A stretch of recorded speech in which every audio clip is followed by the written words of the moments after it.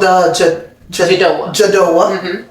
Is that still a thing, or is it gone? I mean, so Jadoa Beauty was a whole movement. It was supposed to be a beauty salon and a beauty school. Okay. The beauty school is still something that's on my plate. Okay.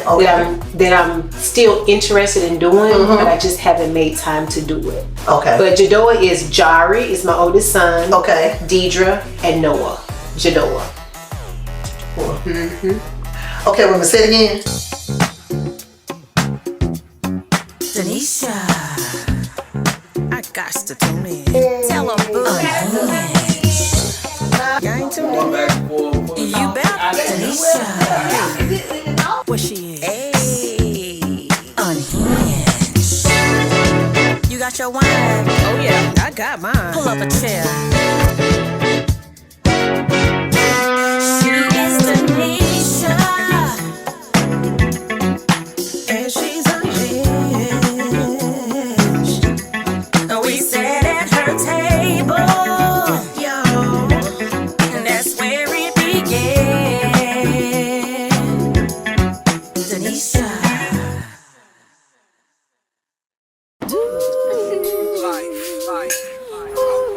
We gotta stop stressing and live our lives. Underarm sweating. I'm nervous. I want you to get out your head. I want you to get out your head. Don't you thinking about it? Yeah. You thinking about it too much. This is wrong folks. Yeah, this is for grown folks. So just be prepared for that. Be prepared to hear any and everything. Be prepared to hear a cuss word too, because it's gonna happen. Here I am.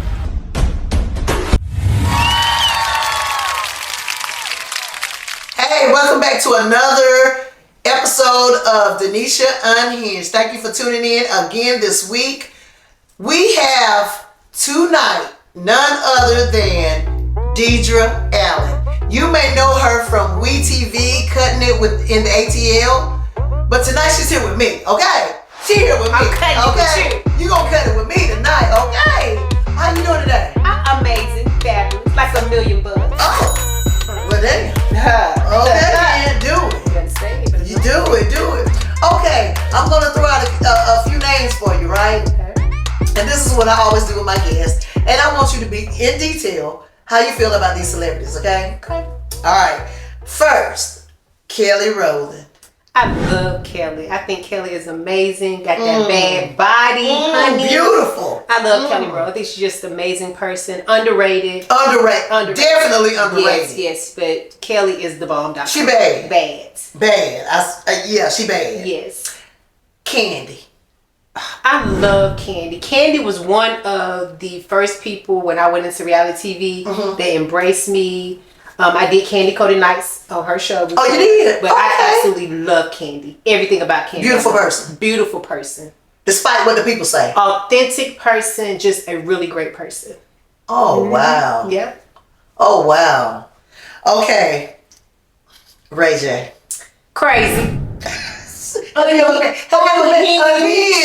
I have You've I've never met never him? met Ray J. Me either, but I like him. I do too. I've always liked Ray J. Unhinged. Yes, he is. Don't give a damn. Don't give a damn. He gonna say what he gotta say. But he making that good coin. Oh, he making that dollar. Raycon, yes. Yes. Okay, so. Okay, this is the one. The cutting it in the ATL casts. How do you feel? Do you still keep in touch with them? How do you feel about them? So none of them, I don't keep in touch with any of them. Okay. You know, I haven't talked with any of them. We all kind of ended on a sour note. So it's for real. So heavily produced, but I feel like you can get overly involved in it, and then it can turn you against each other. Okay. You know? I get that. Mm-hmm. Because you're filming with people you don't even know. So okay. How can you things that really didn't happen, but then you get emotionally involved in them, and then it just turns sour. Okay, so you don't keep in touch, nothing? No. Wow. So what I learned is WeTV, Lafayette Productions, is not going to let us get along. Like, they are not going to allow black women to get along on TV. They're going to make sure there is conflict. Number one. Now, Pat, I know your ass is crazy, but come on, don't sit up here and up this girl's celebration. You go. You're not gonna do that. We are supposed to be here to be Deidre's friend. Go. Leave. Maya's going to be very pleased with what I have to tell her. This is her plan all along, to disassemble Pat's alliances. Go. Go. Leave. Go.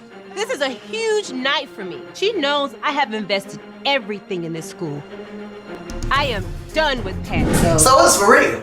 So heavily produced. Heavily produced. Okay, of course you lived in Atlanta for how many years? 16 years. Wow. Was it 16 days? 16. 16 years. You was a hairstylist. You no longer do hair. I don't do hair anymore. Don't want to. Here lately I've been missing it. But just the way my life is set up now. No. No. So when you left Atlanta and you had your clients, did you set them up with somebody or did you just say, hey y'all, I'm out?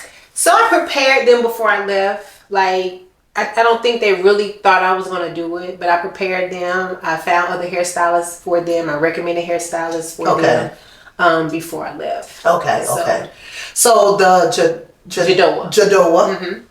Is that still a thing or is it gone? I mean, so Jadoa Beauty was a whole movement. It was supposed to be a beauty salon and a beauty school. Okay. The beauty school is still something that's on my plate. Okay. That I'm still interested in doing, but I just haven't made time to do it. Okay. But Jadoa is Jari, is my oldest son. Okay. Deidre and Noah. Jadoa. Okay, let me say it again. Jari, J, D, Deidre, and Oa for Noah. Okay. So your daughter ain't in on it. She said she didn't. She was too late. No, she said she didn't want to be in on that. Oh, really? Let them have it. She want her own brand. She want to stand out. Okay. So hers is Coco Beauty.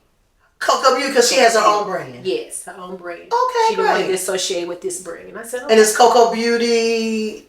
Tell us a little more. Well, she was doing hair and makeup, but right now she's working with me in assisted living business. Okay. But that's what she was doing, hair and makeup. Okay.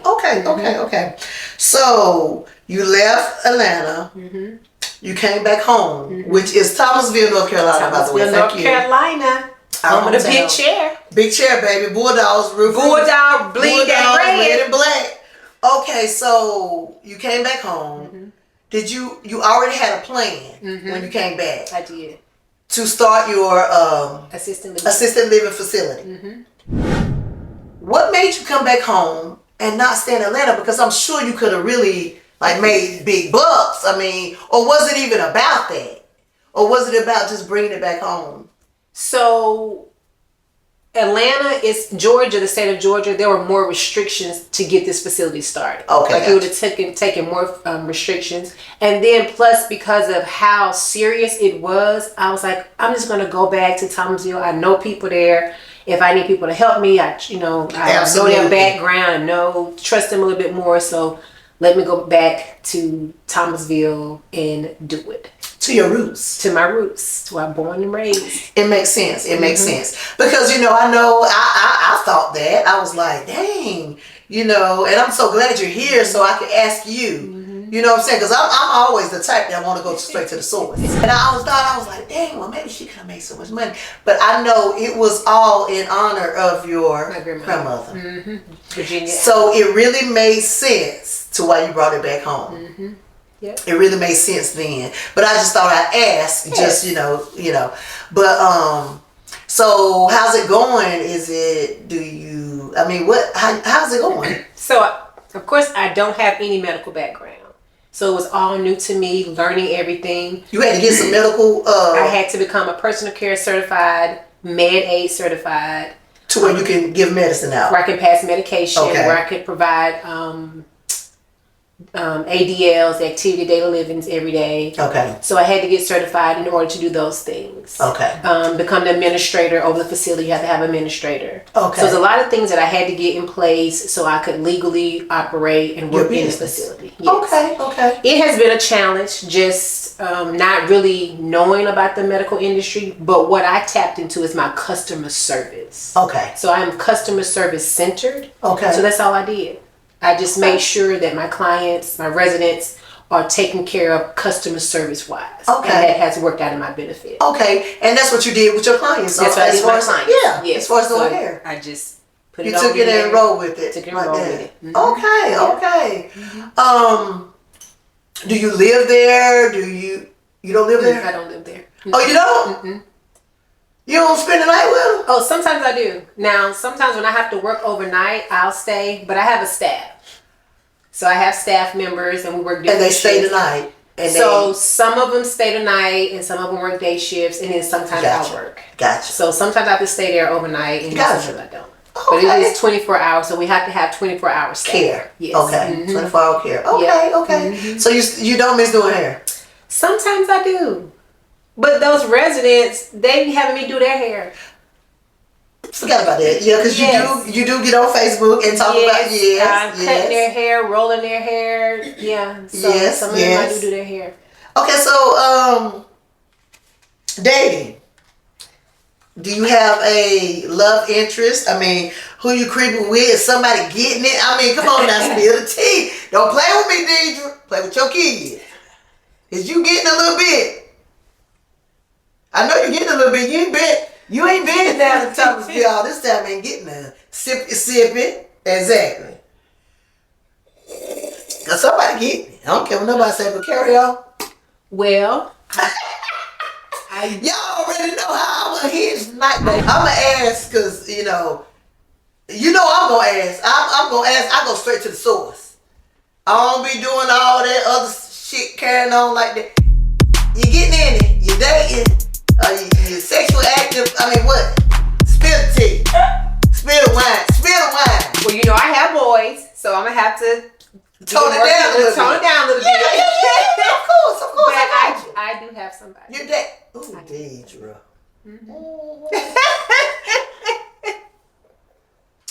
God is so good. Is he amazing?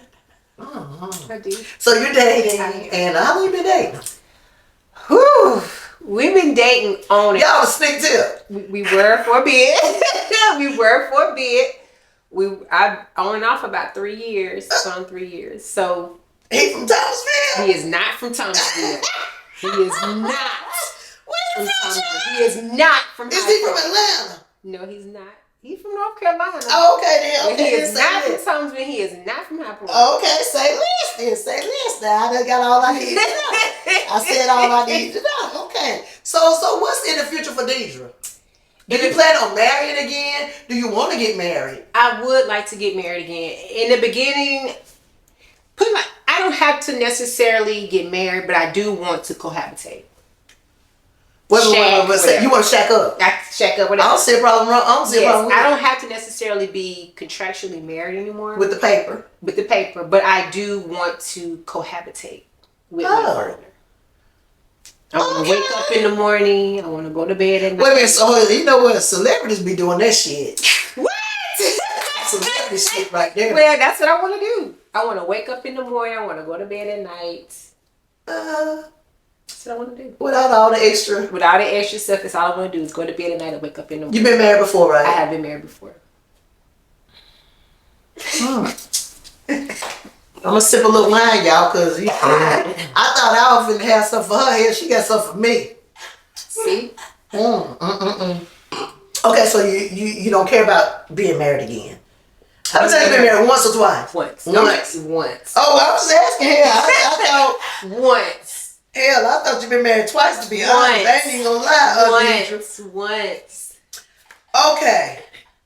What is your biggest regret? Tell me your biggest regret out of everything in life. Your biggest regret. Dang. My biggest regret out of life is not going to college. That's one of mine. Is not going to college. What did you do at the high school? got pregnant. Went over to High Point and got pregnant. Went over there in High Point. Run around over there in High Point. That sound like my grandma. You sound just like my grandma. We're now scouting for more individuals to come sit on the couch. We're looking for people who aren't afraid to be unhinged, people who are willing to share their stories. If you're interested, contact me. We can't wait to have you.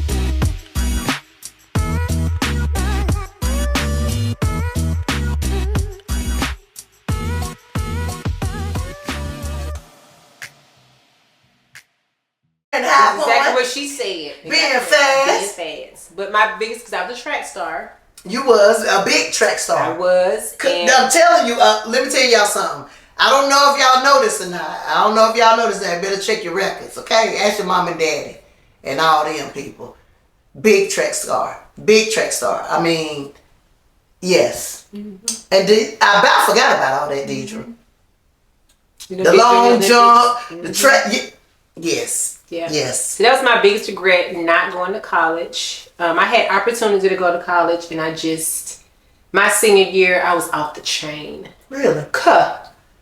What we all, honey? Yes, my senior year, I was off the chain. I was not focused on school. I just wanted to be grown. Mm-hmm. So can't wait to get out the house. Cannot wait to get out the house, and I don't know. Wish I could have stayed in the house. Oh, but just trying to get out the house, and I did not care. I missed over maybe like 60-some days my senior year. Are you serious? Yes. Went to Washington. Well, you the homecoming queen? I was on the homecoming court. On the court? I was on the court. Okay. I went to Washington, D.C., left home. One of my friends drove me to Washington, D.C. my senior year, and Miss Dry called me in Washington, D.C. at my cousin's house and said, please come back and finish school. Please. Oh, God, Deidre. See, people don't even be knowing the half. People don't even know the half. People don't be knowing the half. I'm trying to tell y'all. Y'all don't even be knowing the half. Yep. And then my cousin Renee and my granddaddy came to Washington, D.C. to get me, and he cussed me out all week. Renee came. My road dog. Let me tell you a situation about Renee. Man, we got so drunk one time in high school with Renee. It was me, Renee, and two other people. I ain't gonna tell who they are, but it was two other people. Honey, you probably know, honey. We got so drunk on school night. I stayed in the private. Girl, they came and dropped me off, opened the door, rang the doorbell, left me in there. I couldn't even go to school the next day. You fooled with them. You fooled with some mess. I'm telling you, it was a good day. It was a good day. We had good times. We had great times. But that was my biggest regret, is not going to college. Not going to college. Yes. Not going to college. Could have had a full ride. Full ride. Track. Yep. And no telling, no telling where life directions take me. But I've learned to say my regrets is what made me who I am now. Yeah. So, yeah. Okay, so let me ask you this. What is your thought? And just be as open and transparent as you can. What is your thought on children being raised without a mother, father figure? So it just depends. My grandparents raised me. And then early on, when you don't have parents to raise you, sometimes it can be some conflict, with the mother and the father. Okay. As for me, once I had my children and I realized what it takes for a woman to give up her child and let somebody else raise them, I gave my mother more grace. So I'm like, she was 16. Awesome. And she had me with her at the life that she started to live. She was 16. She was 16. Then she started to live her life. Yeah. So I was better off with my grandparents. Absolutely. I was better. Absolutely. And you know what? I agree with stuff like that. Mm-hmm. People can say whatever they want to say.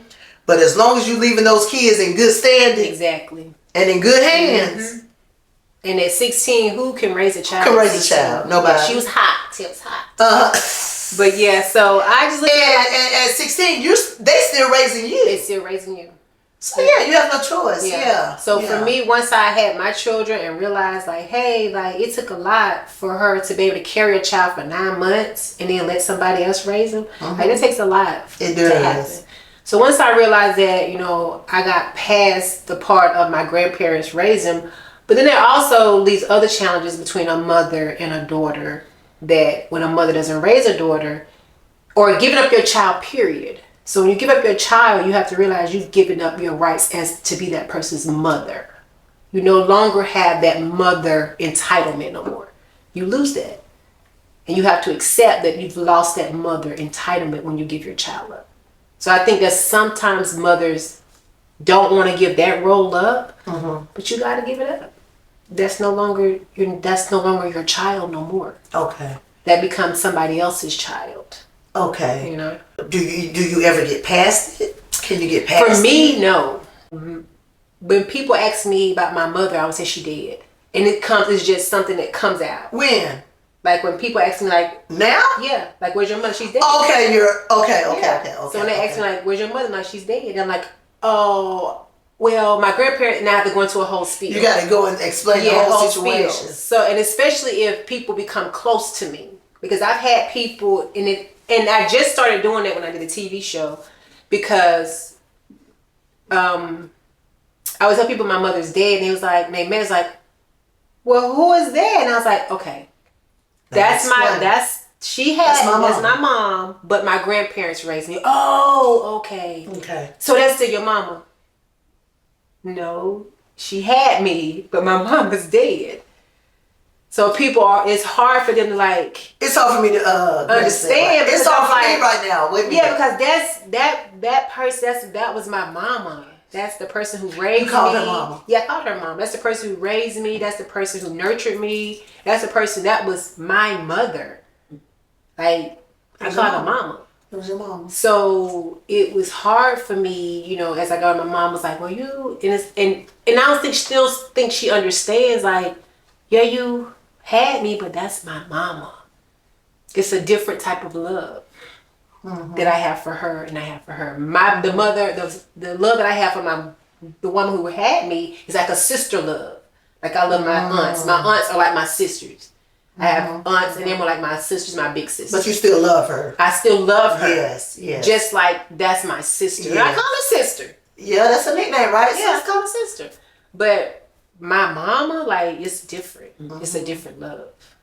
You know, and for me, I always tell people. And I think a lot of people feel like that, that's been in the situation like that. And I tell people with my grandmother how I commend her, how a woman and a man could love a child so much that they didn't have. Can I tell you why? And you should know why. You're a grandma, ain't you? Yes, that's I'm a grandmother, and I tell you what, and I'll tell it to anybody out here. The best thing that ever happened to me, I love them like I birthed them. That's her. I birthed that, and my daughter tell you, I call in the morning, I said, I want to speak to my grandkids. Where they at?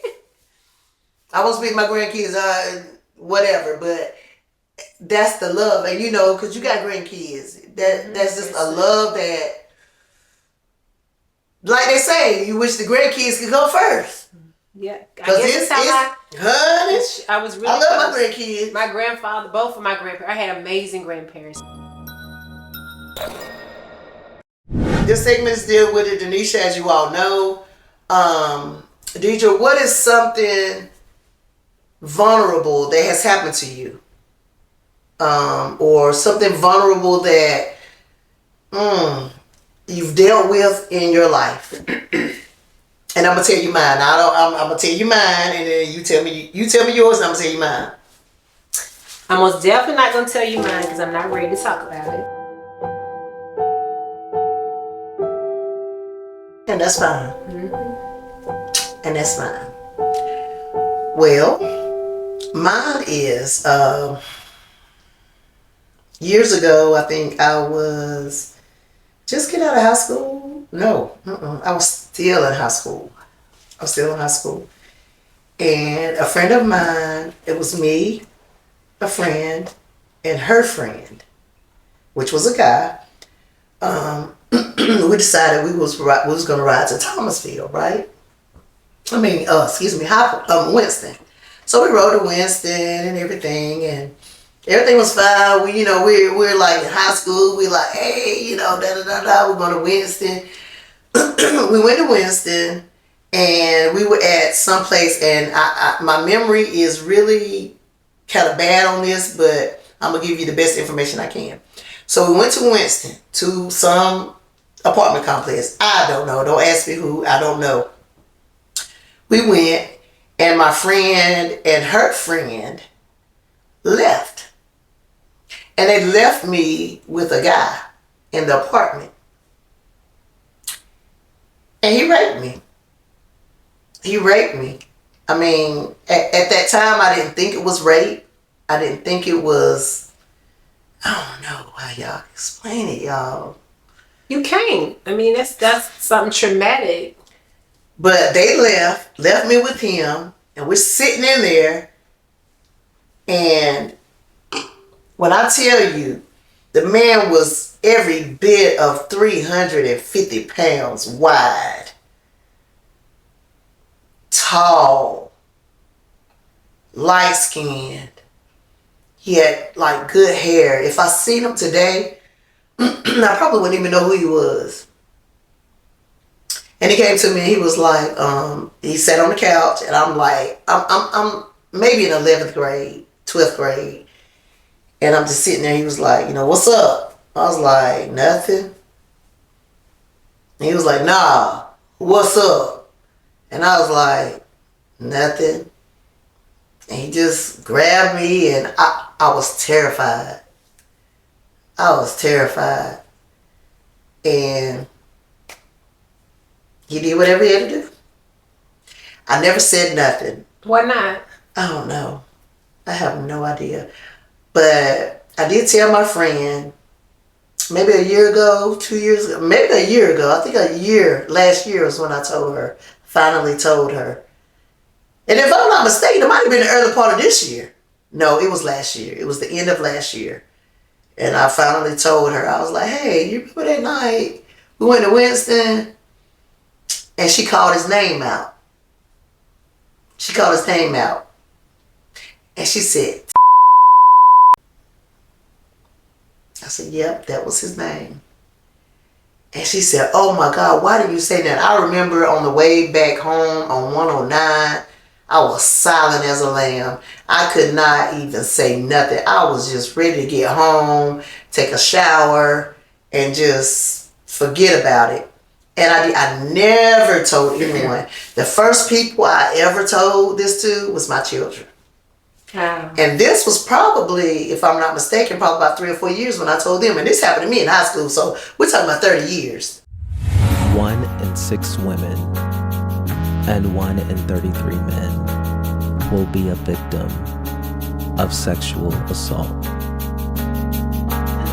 So now the voices inside her head are telling her she should be better off dead. They're telling her she never stood a chance, and if she was gone, nobody would care. Thinking she's not beautiful, cause if she was, how can this happen to her? Don't believe what they say. Don't believe what they say. Don't believe what the voices say. You don't believe what they say. Don't believe what they say. Don't believe what they say. Don't believe what the voices say to you.